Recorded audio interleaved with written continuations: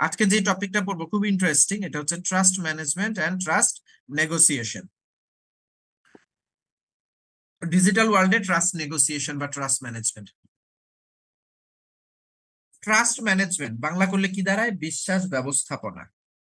আরেকটা হচ্ছে trust negotiation. এইখানে আমরা যে ইস্যুটা পড়বো সেটা হচ্ছে একটা ম্যানেজমেন্টের ব্যাপার। যেমন আপনি ডেটার ম্যানেজমেন্ট পড়েন, ডেটাবেজ ম্যানেজমেন্ট, সেখানে এমন ভাবে টপিক গুলা পড়েন যে একটা ডেটা, সেটাকে গুছানো, সুন্দর করে রাখা, তাড়াতাড়ি যেন পাওয়া যায়, ভালোভাবে যেন খোঁজা যায়, সবকিছু নিয়েই আমাদের ম্যানেজমেন্টটা, তাই না? সো ট্রাস্ট ম্যানেজমেন্টও এখানে এরকম একটা ব্যক্তি, যে ট্রাস্টটা কিভাবে ম্যানেজ হয়। এখন ট্রাস্ট ম্যানেজমেন্ট ডাটাবেস সিকিউরিটিতে একটা নতুন টপিক। এই জিনিসটা ধারণাটা প্রথম দেয় ব্লেজে বলে একজন সায়েন্টিস্ট 96-এ। উনি ট্রাস্ট ম্যানেজমেন্টকে একটা ডেফিনিশন দিছেন, এটা আমরা সহজ করে দিব একটু পরে, আপাতত কঠিন লাগবে। উনি বলছে ট্রাস্ট ম্যানেজমেন্ট হচ্ছে একটা কমপ্লিট, একটা ইউনিফর্ম, একটা ইউনিফাইড অ্যাপ্রোচ যেটা স্পেসিফাই এবং ইন্টারপ্রেট করে security policy, credential and relationships that allows direct authorization of security critical actions. Security critical অ্যাকশনে কাজ করে এরকম একটা ইউনিফাইড অ্যাপ্রোচ, যেখানে সিকিউরিটি পলিসি ইন্টারপ্রেট করা হয়, ক্রেডেনশিয়াল, যে ক্রেডেনশিয়ালের মাধ্যমে অ্যাক্সেস করবেন, এবং বিভিন্ন পার্টির মধ্যে, এন্টিটির মধ্যে রিলেশনশিপও বলে। তো এরকম একটা কমপ্লিট ইউনিফাইড অ্যাপ্রোচ হচ্ছে ট্রাস্ট ম্যানেজমেন্ট। ট্রাস্ট ম্যানেজমেন্টকে এটাকে যদি আরেকটু ছোট করি, এইটা মূলত কম্বাইন করে সিকিউরিটি পলিসি আর সিকিউরিটি ক্রেডেনশিয়াল, এই দুইটাকে একসাথে কম্বাইন করতে পারে এই অ্যাপ্রোচটা। এটা আমরা প্রথমে ফিজিক্যাল ওয়ার্ল্ডে দেখব, তারপর আস্তে আস্তে এটা দেখব ডিজিটাল ওয়ার্ল্ডে কিভাবে কাজ করে। ট্রাস্ট ম্যানেজমেন্টে সাথে স্বাভাবিক টিপিক্যাল ম্যানেজমেন্ট সিস্টেমের, যেখানে বিশ্বাসের ব্যাপার নাই, বিশ্বাস নিয়ে কথা নাই, সেখানে কিভাবে হয়। ট্রেডিশনাল যে অ্যাপ্রোচ গুলো আছে সিকিউরিটি সিস্টেম সিকিউরিটি, যে টিপিক্যাল অ্যাপ্রোচ, সেই অ্যাপ্রোচে যখন কোন একটা অথেন্টিকেশন প্রসেস এক্সিকিউট করে, তখন কোশ্চেনটা অনেকটা হয় এরকম, একটা খুব simple question, who sign this request. আপনি আমার বাসায় আসতে চান,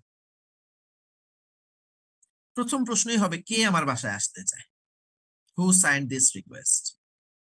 আপনি রিক্সায় করে এই রাস্তা থেকে ওই মাথায় যাবেন, রিক্সাওয়ালা প্রথমেই প্রশ্ন করবে হু সাইন দিস রিকোয়েস্ট, কে আমার রিক্সায় উঠতে চায়।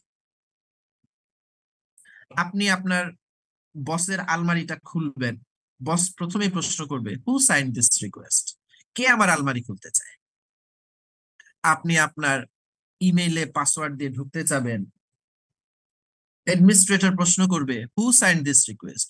ইউজার না হয়ে অথরাইজড ইউজারের লুক নেয়, তাহলে কিন্তু আপনার ডেটা সে নিয়ে নিবে। কি বুঝাইতে পারছি? সে আসলে অথরাইজ ইউজার না, সিস্টেম সামহাও তাকে রিকগনিশন দিছে, রিকগনাইজ করছে সেই অথরাইজ ইউজার। কারণ প্রশ্ন একটা, অ্যান্সারটা দিতে পারলে সে ঢুকে যাবে আমার ঘরে, অ্যান্সারটা দিতে পারলে আপনি রিক্সায় উঠে যাবেন, অ্যান্সারটা মিলে গেলেই বস আপনাকে তার আলমারি অ্যাক্সেস করতে দিয়ে দিবে। সে এমন একটা লুক নিয়ে যাবে, সে অথরাইজ ইউজার না, কিন্তু এমন একটা লুক নিয়ে গেল যে লুকের কারণে সিস্টেম বুঝতে পারলো না সে যে অথরাইজ, তখন সিস্টেম হ্যাক হওয়ার সম্ভাবনা থাকে।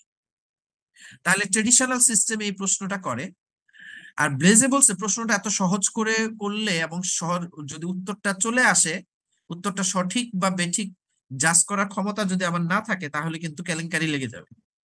তাহলে ব্লেজে কি বলছে? ব্লেজে বলছে এইভাবে প্রশ্ন না করে প্রশ্নটা এইভাবে করতে হবে, যে লাইনটার নিচে আমি আন্ডারলাইন করতেছি। দেখেন, হু সাইন দিস রিকোয়েস্ট প্রশ্নটাকে সে চুইংগামের মতো টেনে কত বড় করছে।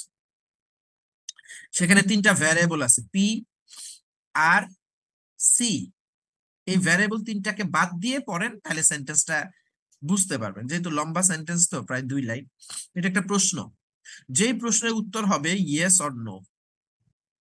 এটা হচ্ছে ব্লেজের সাথে ওই চিন্তার প্রথম পার্থক্য। ওর আগের ট্রেডিশনাল সিস্টেমে হু সাইন দিস রিকোয়েস্ট, ইউজারের নাম, ইউজারের আইডি, ইউজারের পাসওয়ার্ড, সেগুলো মিলে গেলেই হইলো। কিন্তু এই আইডি পাসওয়ার্ডটা যে অন্য কেউ নিয়ে ইউজ করছে না সেটা বোঝা সম্ভব অনেক ক্ষেত্রে হয় না, ঠিক আছে। আচ্ছা, এখন ব্লেজে বলছে প্রশ্নটা করতে হবে ইয়েস নো দিয়ে। তারপরে আরেকটা ইস্যু আসবে। ইয়েস নো দিয়ে প্রশ্নটা কি? Does the set of credentials prove that the request complies with the local security policy? কেউ যদি একটা ডেটা অ্যাক্সেস করতে চায়, প্রথমে সিস্টেম থেকে এই প্রশ্নটা করা হবে, does the set of credential, সে যে ক্রেডেনশিয়াল দিয়ে ডাটাটা অ্যাক্সেস করতে চাচ্ছে সেগুলো দিয়ে কি প্রুফ করে request complies with the local policy, সে যে ডেটাটা অ্যাক্সেস করার অনুরোধ করছে সেটা লোকাল পলিসির সাথে কমপ্লাই করে কিনা। যে আমি এই ক্রেডেনশিয়াল দিয়ে আমি এই ডাটাটা অ্যাক্সেস করতে চাচ্ছি, প্রথমে সিস্টেম দেখবে লোকাল সিস্টেম পলিসির সাথে আপনি আপনার রিকোয়েস্টটা অ্যালাইন হয় কিনা, আপনি আদৌ সেই রিকোয়েস্ট করতে পারেন কিনা যে ক্রেডেনশিয়াল দিয়ে করতে যাচ্ছেন সেটা দিয়ে। যদি অ্যান্সার হয় নো, তাহলে ওখানেই আপনাকে আটকায় দেওয়া হবে, আপনি আর অ্যাক্সেস পাওয়ার কোনো সুযোগই নেই। আর যদি অ্যান্সার হয় ইয়েস, তারপরে কিন্তু আপনি অ্যাক্সেস পাবেন না, এটাই পার্থক্য। তাহলে ইয়েস হয়ে কি অ্যান্সারটা হলো, যে লোকাল সিকিউরিটি পলিসির সাথে আপনার রিকোয়েস্টটা কমপ্লাই করলো, এইটা সিস্টেম বুঝলো। নেক্সট স্টেপ হবে রিকোয়েস্টটা কে করছে, সেকেন্ড প্রশ্ন হবে এই যেটা, কে রিকোয়েস্টটা। তার মানে ব্লেজের সিস্টেমে একটা ডেটা অ্যাক্সেস করার জন্য দুইটা স্টেপ দিয়ে যাইতে হয়। মানে থিওরিটিক্যালি আমরা দেখলাম, প্রথমে লোকাল সিকিউরিটি পলিসির সাথে আপনার রিকোয়েস্টটা অ্যালাইন করে কিনা, কমপ্লাই করে কিনা সেটা চেক হবে। যদি অ্যান্সার ইয়েস হয়, তারপরে জানা হবে আপনি কে, অ্যাক্সেস করতে চাচ্ছেন, who are you, who sign this request. এইভাবে ব্লেজে ট্রেডিশনাল অ্যাপ্রোচটাকে অন্যভাবে নিছে, তখনই কিন্তু একটা ট্রাস্ট ম্যানেজমেন্ট আসবে।